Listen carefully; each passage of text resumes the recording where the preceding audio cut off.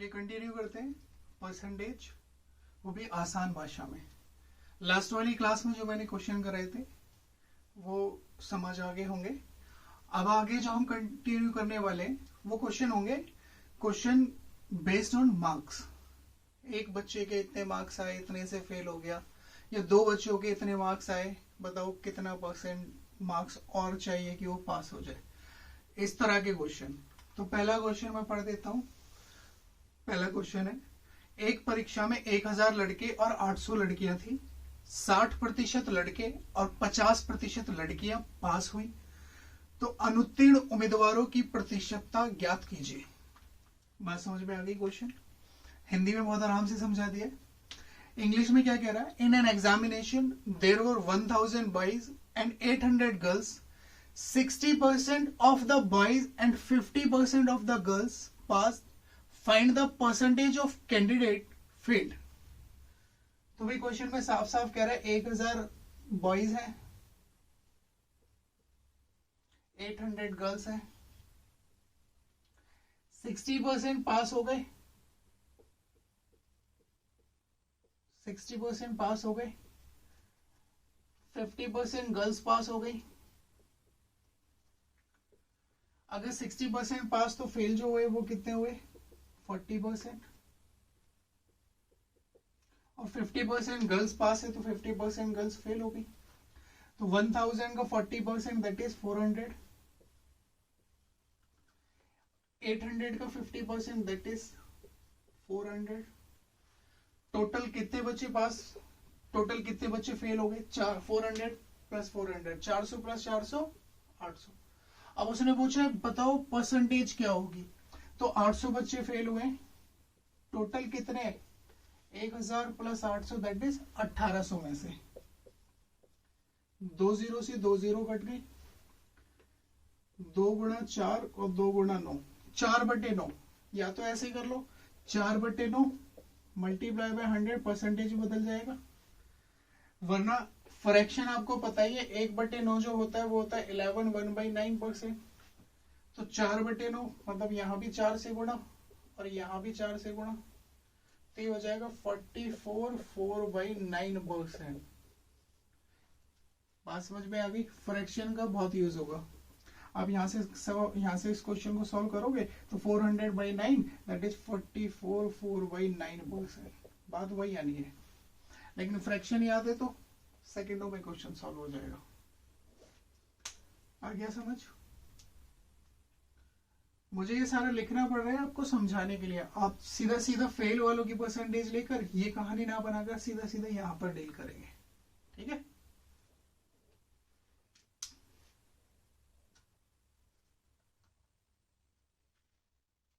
Next question कर दे इसको रब। ठीक, नेक्स्ट क्वेश्चन आप पढ़ लीजिए हिंदी में।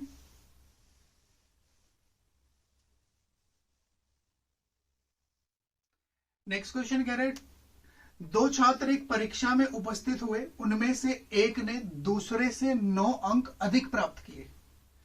जो पहला वाला छात्र है उसके दूसरे वाले छात्र से कितने ज्यादा है? 9। और उसके अंक उनके अंकों के योग के 56% थे। उनके द्वारा प्राप्त अंक हैं। तो मुझे बताना है कि इंडिविजुअली कितने कितने मार्क्स आए। इंग्लिश में पढ़ लेते हैं। Two students appear for an examination.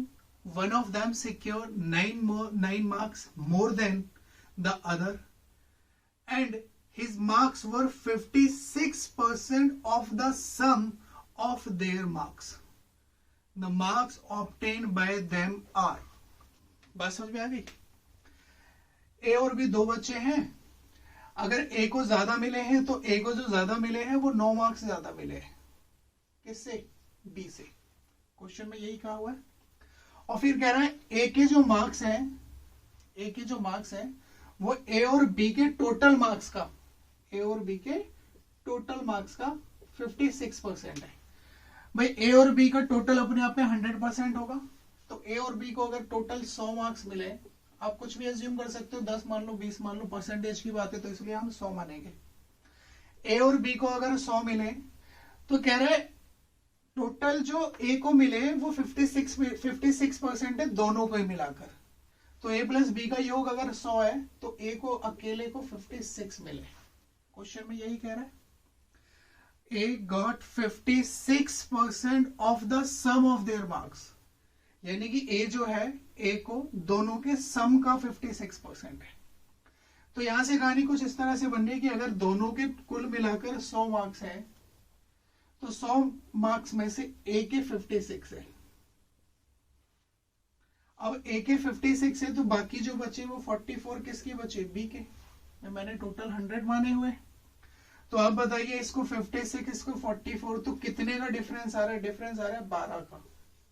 Question में कहा हुआ है 12 का डिफरेंस नहीं है, डिफरेंस कितने का दिया हुआ है, 9 मार्क्स का। तो 12 यूनिट दिखा रहा है कितने को, 9 को। भाई मेरे हिसाब से डिफरेंस 12 का है, क्वेश्चन में दिखा रहा है 9 का। तो 12 यूनिट दिखा रहा है 9 को, तो 1 यूनिट दिखाएगा 9/12। सिंप्लीफाई करोगे 3/4। पूछा हुआ है इंडिविजुअल प्रत्येक के मार्क कितने हैं। 1 यूनिट दिखा रहा है 3/4 को, तो 56 कितने को दिखाएगा, तो 56 इंटू 3/4 मल्टीप्लाई करोगे 14, 14 तो ये 42, इसको मिले 42। 44 कितने को दिखाएगा, मल्टीप्लाई करोगे 14, यहां से कैंसिल आउट करोगे 11, 11 तो ये 33। आप चेक कर सकते हैं इन दोनों के जो मार्क्स का अंतर है वो 9 का होगा। और जब मैं इन दोनों का सम करूंगा तो ये जो 42 जो बन रहे हैं वो 56% होगा इन दोनों के सम का। आशा है क्वेश्चन समझ में आ गया होगा। बिल्कुल स्टेप बाय स्टेप चल रहा हूं मैं, एक एक क्वेश्चन बिल्कुल स्टेप बाय स्टेप, छोटे छोटे क्वेश्चन कर रहा हूं। ये पेपर में बहुत कम पूछे जाते हैं बट पूछे जाते हैं। ये जितने भी क्वेश्चन है वो सारे प्रीवियस ईयर के ही है। कर दे अब। चलिए नेक्स्ट क्वेश्चन आप पढ़ लीजिए। नेक्स्ट क्वेश्चन क्या कह रहे हैं, कह रहे एक छात्र को पास होने के लिए कुल अंक का 33% अंक प्राप्त करना होता है। उसने कुल अंकों के 25% प्राप्त किए और 40 अंकों से अनुत्तीर्ण हो गया, तो कुल अंकों की संख्या क्या है। क्वेश्चन तो बहुत इजी है, इंग्लिश में पढ़ लीजिए। A student has to obtain 33% of the total marks to pass. He got 25% of the total marks and failed by 40 marks. The number of total marks is 33% लाने थे, लेकर आया 25%। तो जो फेल हुआ है वो कितने मार्क्स से हुआ है, फेल हुआ है 40 मार्क्स से, 40 नंबर से फेल हुआ है। बात समझ में आ रही है। परसेंटेज में अगर मैं देखता हूं तो 33% लाने थे, 25% लेकर आया, तो कितने परसेंट कम रह गए, 8%।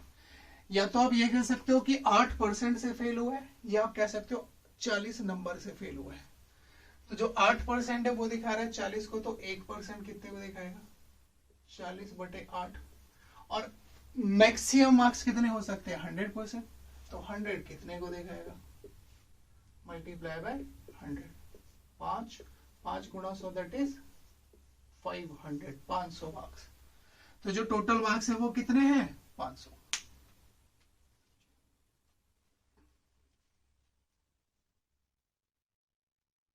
आ गया समझ। चलिए नेक्स्ट क्वेश्चन कर देना। अब एक एक लाइन के क्वेश्चन है। नेक्स्ट क्वेश्चन पढ़ो। नेक्स्ट क्वेश्चन में क्या कह रहा है, एक इंजीनियरिंग छात्र को पास होने के लिए 25% अंक प्राप्त करने होते हैं। वह 47 अंक प्राप्त करता है और 43 अंकों से फेल हो जाता है, अनुत्तीर्ण हो जाता है। परीक्षा में अधिकतम अंक क्या होंगे। फिर से वही सेम क्वेश्चन है। An engineer student has to secure 25% marks to pass. He gets 47 marks and failed by 43 marks. What are the maximum marks of the examination? Maximum marks पूछे हुए भाई। 47 मार्क्स लेकर आया, अगर 43 और होते तो जो स्टूडेंट था वो पास हो जाता। तो यानी कि पास होने के लिए जो टोटल चाहिए थे वो चाहिए थे 90 मार्क्स। और ये 90 मार्क्स जो है वो कह रहा है कि 25% होना चाहिए टोटल का। यही तो क्वेश्चन में कहा हुआ है कि या तो 25% या फिर मैंने हिसाब लगाया 47 लेकर आया, 47 लेकर आया, 43 से फेल हो गया, तो मतलब पास होने के लिए 90 चाहिए। तो आप कह सकते हो कि या तो 25% या 90 मार्क्स, ये आपस में बराबर है। 25% दिखा रहे 90 को, तो 1% दिखाएगा 90/25, और 100% कितने को दिखाएगा, मल्टीप्लाई बाय 100। 25 गुणा 4 और 9 चौक 36, 360 मार्क्स है मैक्सिमम। आ गया समझ? चलिए, वेरी गुड।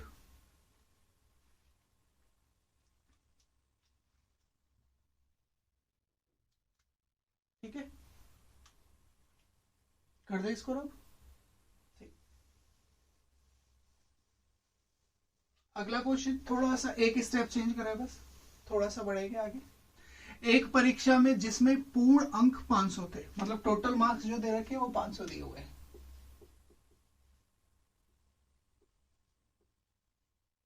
ठीक है, एक परीक्षा में पूर्ण अंक 500 थे, ए को बी से 10% कम मिले, ए को बी से 10% कम मिले, यानी कि अगर इसको 10% तो आपको पता ही है फ्रैक्शन 10% 1/10, यानी कि अगर बी को 10 मिले तो ए को 10% कम, मतलब 10 पर 1 कम कितना हो गया, 9।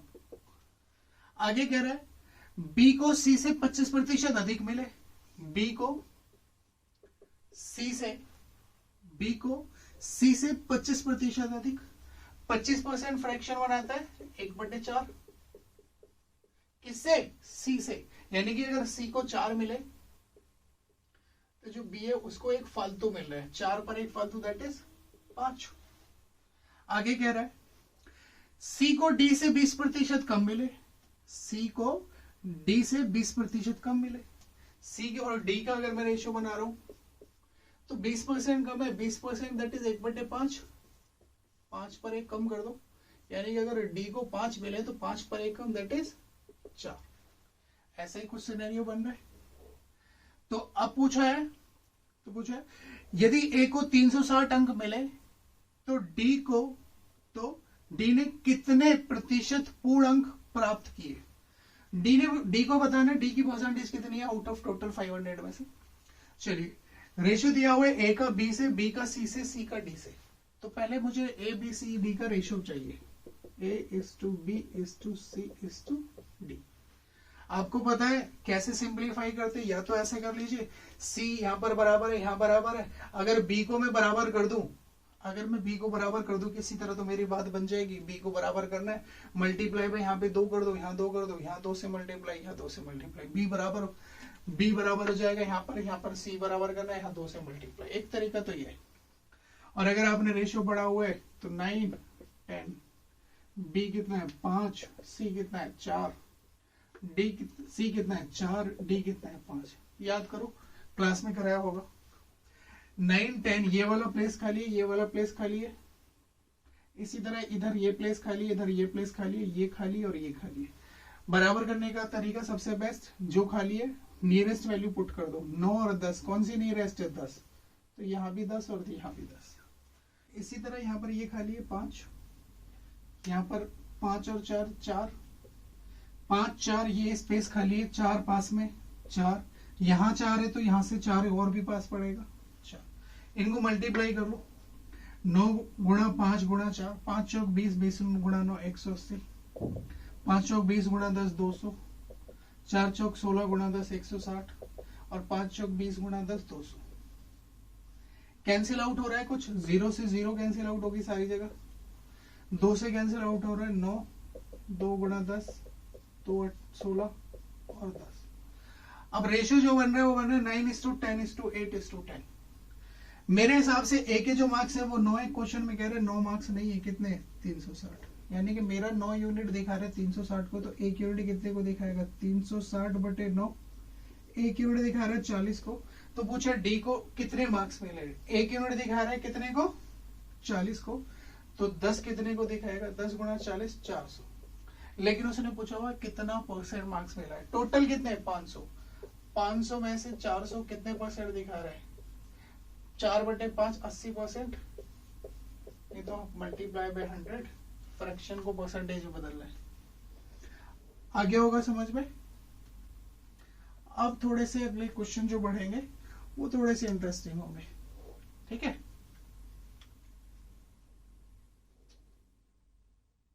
इसको मैं रेशियो में और डिटेल में समझाऊंगा अगर नहीं समझ आ रहा है, वरना सभी ने किया होगा, बहुत बहुत पुराना कॉन्सेप्ट है।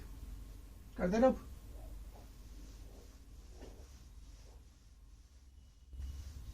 अगला क्वेश्चन, यहां से क्वेश्चन जो एग्जाम में पूछे जाते हैं वो इस तरह से क्वेश्चन पूछे जाएंगे जो मैं आगे कराने वाला हूं। एक परीक्षा में एक छात्र जो कि अधिकतम अंकों का 20% प्राप्त करता है तथा 5 अंकों से अनुत्तीर्ण हो जाता है, एक अन्य छात्र जो अधिकतम अंकों का 30% अंक प्राप्त करता है, उत्तीर्ण अंकों से 20 अंक अधिक प्राप्त करता है, उत्तीर्ण होने के लिए आवश्यक प्रतिशतता क्या होगी? क्वेश्चन समझ में आ गया होगा। दो बच्चे हैं,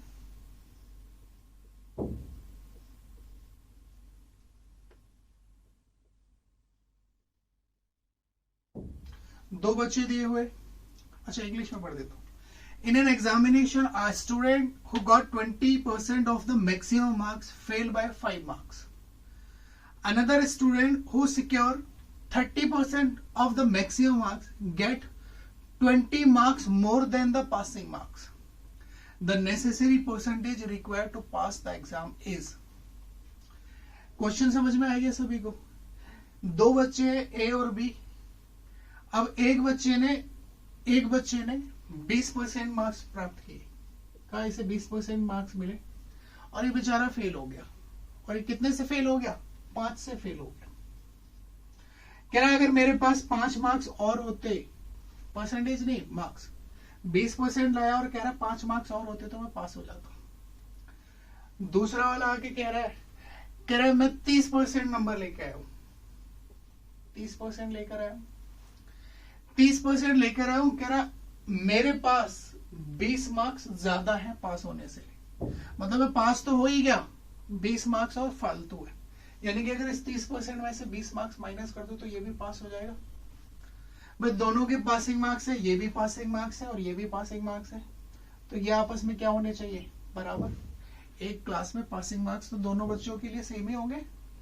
तो यहां से मैंने चेक करा 20%, 30% परसेंटेज उधर जाएगा तो 30% माइनस 20%, और माइनस का 20 इधर आकर प्लस हो जाएगा तो 5 + 20, यानी कि 10% जो दिखा रहा है वो दिखा रहा है कितने मार्क्स को? 25 को। क्वेश्चन समझ में आ गया होगा भाई। 10% जो दिखा रहा है वो दिखा रहा है 25 मार्क्स को।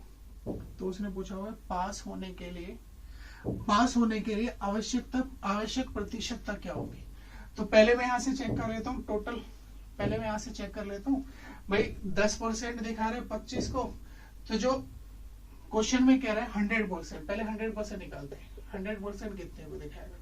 तो 25 यहाँ पर 10 से गुणा करिए तो यहाँ भी 10 से गुणा, यानी कि जो मैक्सिमम मार्क्स हैं वो है 250। इसमें कई तरह से क्वेश्चन पूछेगा, कहेगा मैक्सिमम मार्क्स कितने होंगे, तो मैक्सिमम मार्क्स हो गए 250।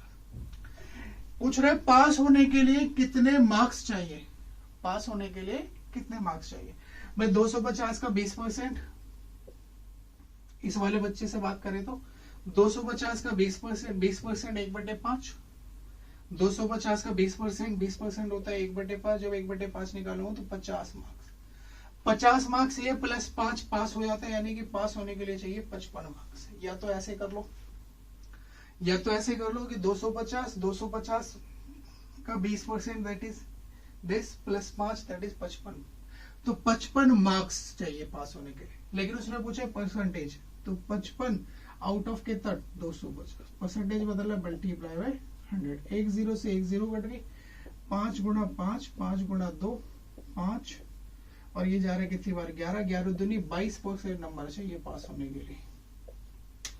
कितने परसेंट चाहिए? 22%।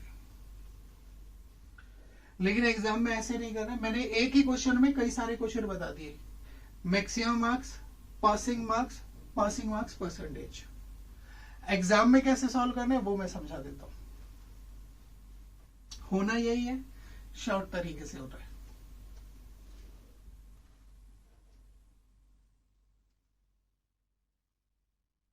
कर देना। एग्जाम में कैसे करना है?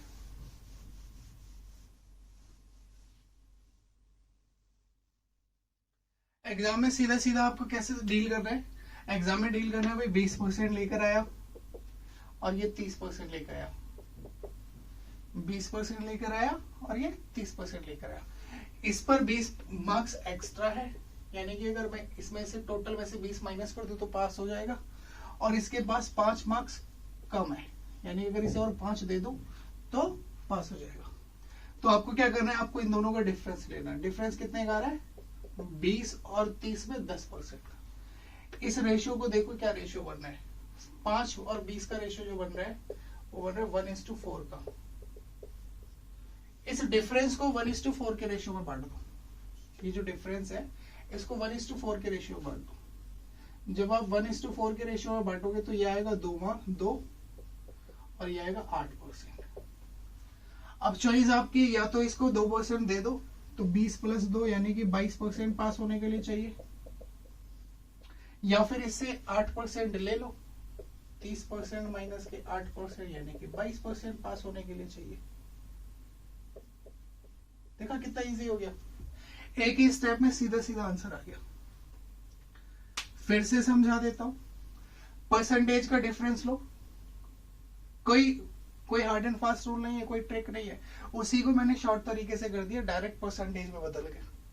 ठीक है, यहां पर क्या करना है, परसेंटेज का डिफरेंस लिया, जितने मार्क्स का अंतर आ रहा है, भाई ये 5 से फेल हो गया, ये 20 ज्यादा लेकर आया, इनका रेशियो निकाला, उस डिफरेंस को इस रेशियो में बांट दिया। अब वो जो डिफरेंस है, यानी कि ये जो 5 मार्क्स है ना, ये 5 मार्क्स 2% को दिखाएंगे, और यहां पर ये जो 20 मार्क्स है, ये 20 मार्क्स 8% को दिखाएंगे। क्लियर है, समझ आ गया होगा। चलिए नेक्स्ट क्वेश्चन रब कर दूं।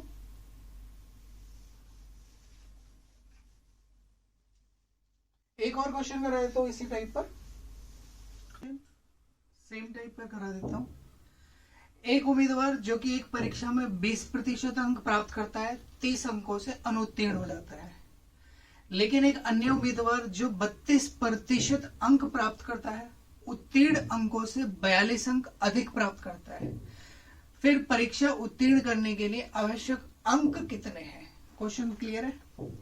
A candidate who get 20% marks in an examination failed by 30 marks. कह रहे क्वेश्चन में 20 मार्क्स मिले इसको और फेल हो गया कितने मार्क्स से? 30 मार्क्स से। अगर 30 मार्क्स और होते तो पास हो जाता। उसके बाद कह रहा है another candidate who get 32% marks and get 42 more marks than the passing marks. 42 ज्यादा मिल गए, यानी कि अगर मैं बात करूं इसमें से 42 माइनस कर दूं तो जस्ट पास ही हो गए। बात क्लियर है। Then the marks required to pass the exam. वही अभी जो कंसेप्ट बताया मैंने, क्या करना है आपको, इन दोनों का परसेंटेज का डिफरेंस लेना है। कितने का डिफरेंस आ रहा है? सीधा सीधे 12 का डिफरेंस आ रहा है। इस 12 को इस रेशियो में बांट दो। 30 और 42 जो रेशियो बन रहा है वो बन रहा है 6 × 5, और ये कितने बार जा रहे हैं? 6 × 42, 5:7 का रेशियो। यानी कि अगर मैं इस 12% को 5:7 के रेशियो में बांटता हूं तो ये 5% और ये 7%, यानी कि 5% दिखा रहा है 30 मार्क्स को। 5% कितने को दिखा रहा है? 30 मार्क्स को। एक तो आप यहां से सॉल्व कर सकते हो सीधा सीधा।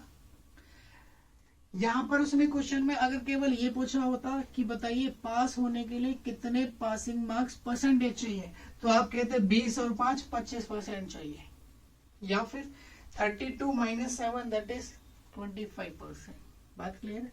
लेकिन इस बार उसने पूछा हुआ है कि पास होने के लिए मार्क्स कितने चाहिए, पास होने के लिए मार्क्स कितने चाहिए, परसेंटेज नहीं पूछ रहा है, मार्क्स पूछ रहे हैं। तो एक बात सोचो, 5% जो दिखा रहा है वो दिखा रहा है 30 को। 5% कितने को दिखा रहा है? 30 को। तो पास होने के लिए कितने चाहिए? 20 और 5 25%। 25% कितने को दिखाएगा? दोनों तरफ 5 से गुणा कर दो, तो यानी कि मार्क्स चाहिए कितने? 150 मार्क्स चाहिए पास होने के लिए। आसान है, बिल्कुल साफ दिख रहा है। ठीक है,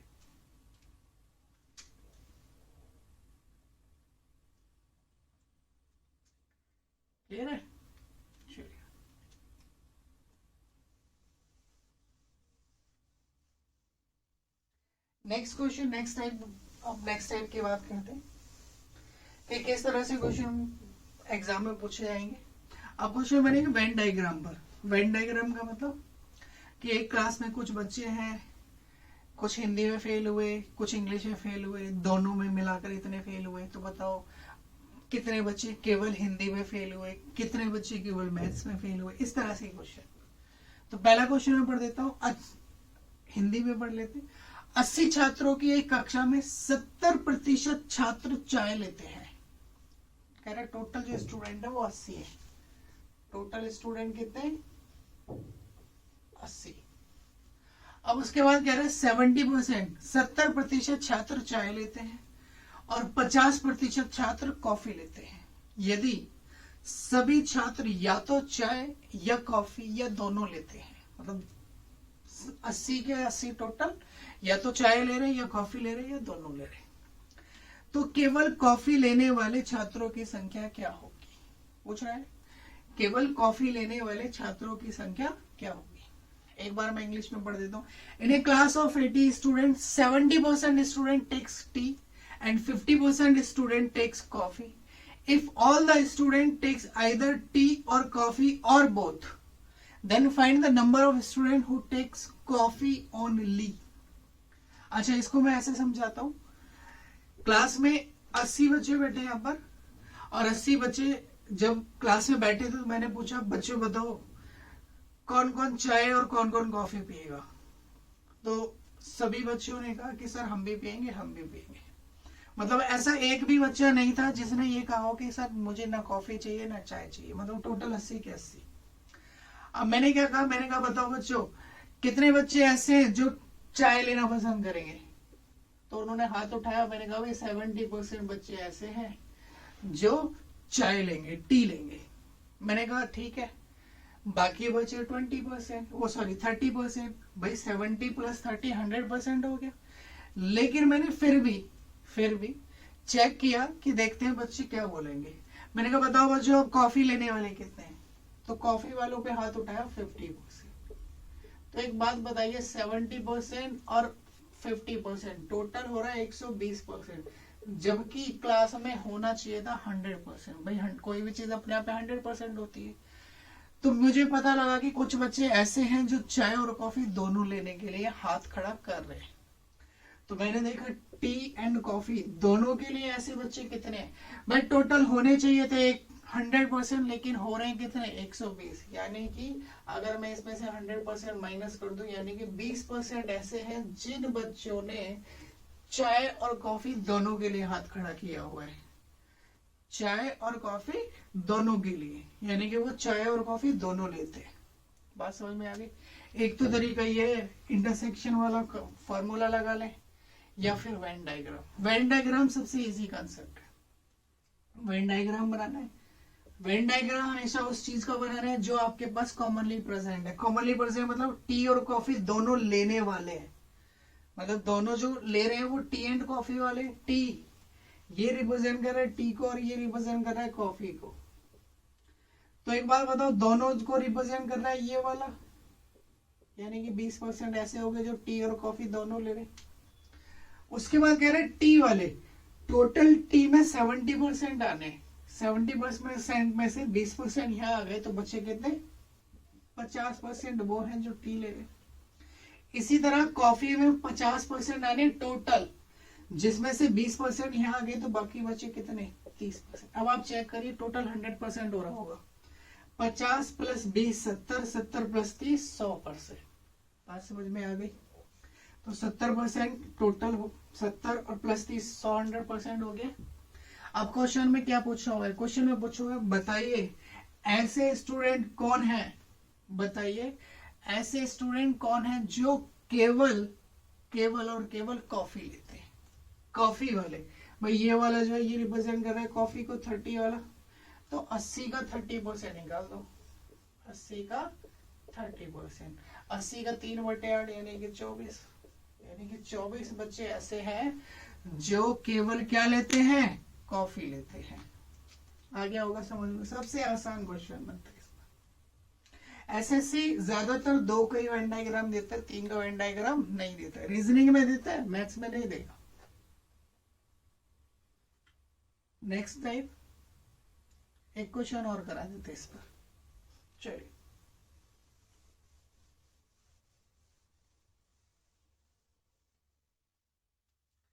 क्वेश्चन पढ़ लीजिए। एक परीक्षा में 80% उम्मीदवार अंग्रेजी में उत्तीर्ण हुए और 85% उम्मीदवार गणित में उत्तीर्ण हुए। यदि इन दोनों विषयों में 73% उत्तीर्ण हुए हैं तो दोनों विषयों में कितने प्रतिशत अभ्यर्थी अनुत्तीर्ण हुए हैं? क्वेश्चन समझ में आ गया? कह रहा है, मैथ्स इंग्लिश में पढ़ लेता हूं। इन an examination 80% student pass in English and 85% candidate pass in maths. English में जो पास हुए वो हुए कितने? इंग्लिश में पास हुए 80%। मैथ्स में जो पास हुए वो कितने हुए? 85%। ये पास वाला है, ठीक है। कह रहे 73% candidate pass in both. Maths और इंग्लिश दोनों में जो पास हुए वो कितने? 73। तो पूछा है then the percentage of candidate failed in both. तो चलिए, मेरे पास दोनों का पास वालों को पता है, भाई मैथ्स और इंग्लिश दोनों में पास है तो वेन डायग्राम पास का बनाया जाएगा। भाई पास वाला वेन डायग्राम बनाया मैंने, ये पास को रिप्रेजेंट करेगा वेन डायग्राम। ये मैथ्स को रिप्रेजेंट कर रहा है, ये इंग्लिश को रिप्रेजेंट कर रहा है। दोनों में 73 है, यानी कि ये 73 हो गया। 73 आ गया। टोटल इंग्लिश में आने 80%, 80 में से 73 आ गए तो बचे कितने? 7%। बात समझ में आ गई? मैथ्स में टोटल आने 85%, 85 में से 73 आ गए, बचे कितने? 12%। यानी कि ये बच्चे वो हैं जो या तो मैथ्स में पास है, या इंग्लिश में पास है, या दोनों में पास है। भाई ये रिप्रेजेंट कर रहा है पास को, तो ये दिखा रहा है कि ये बच्चे वो हैं जो मैथ्स में पास है, इंग्लिश में पास है, या दोनों में पास है। तो जो बाकी बच्चे रहे होंगे वो रहे होंगे दोनों में फेल। भाई ये एक में पास है तो एक में फेल है, ये एक में पास है एक में फेल है, ये दोनों में पास है। तो बाकी जो बचना चाहिए, मतलब टोटल 100% होना चाहिए। तो मैंने टोटल ऐड करके देखा ये कितना बन रहा है? 73 + 7 80, 80 + 2 दैट इज 92% बच्चे ऐसे हैं जो पास है, या तो मैथ्स में या इंग्लिश में, या मैथ्स एंड इंग्लिश दोनों में। बात समझ में आई? टोटल 100% में से 92 ऐसे हैं, तो बाकी जो बचे 8% वो क्या है? वो फेल है। कितने में? दोनों में। Fail in maths and English both. आ गया समझ? फास्ट तो नहीं हो रहा है? चलिए,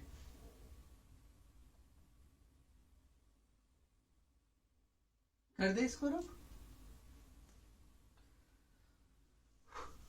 बस ये ध्यान रखना है कि जो हमारे पास कॉमन डेटा अवेलेबल है वेन डायग्राम उसी का बनेगा। अगर दोनों का पास का अवेलेबल है कि दोनों में पास इतने हुए तो मैं पास का वेन डायग्राम बनाऊंगा। अगर दोनों का फेल का अवेलेबल है कि दोनों में इतने फेल हुए तो मैं फेल का वेन डायग्राम बनाऊंगा।